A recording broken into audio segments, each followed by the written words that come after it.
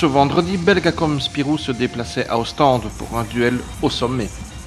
Une finale avant l'heure déterminante pour la position au classement. Et dès le début du match, les deux équipes sont au coude à coude, les Spirous sont bien concentrés et ne laissent pas leurs adversaires s'échapper. Le duel Riddick-Wright tient toutes ses promesses et le capitaine Carolo se donne corps et âme dans la bataille.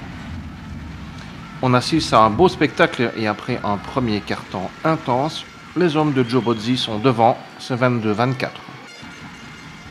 Randall a beau être efficace, l'écart ne se creuse pas. Massot, Beguin, tout le monde est au charbon et le score à la pause est toujours serré, 39-39.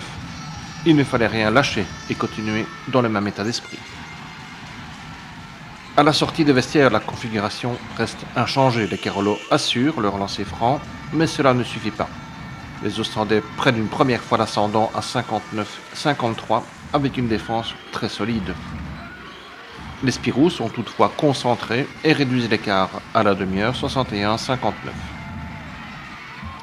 Le dernier quart sera décisif et aucune des deux équipes n'est prête à lâcher les armes. Sacha Massot qui est dans tous les bons coups remet les deux équipes à égalité, 65 partout, avant que Steinbach ne redonne l'avantage à la 33e, 65-68.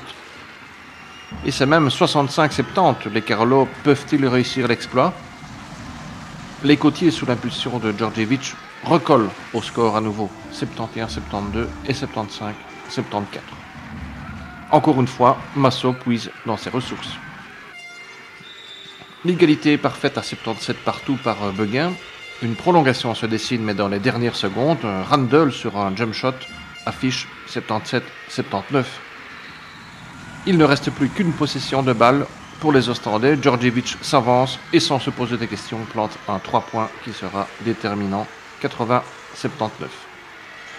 Malgré ce revers, on retiendra un grand match de Ligetias avec deux équipes qui affichent un niveau de jeu équivalent. Et cette courte défaite permet aux Carolo de rester positifs sur les Côtiers en cas d'égalité au classement final.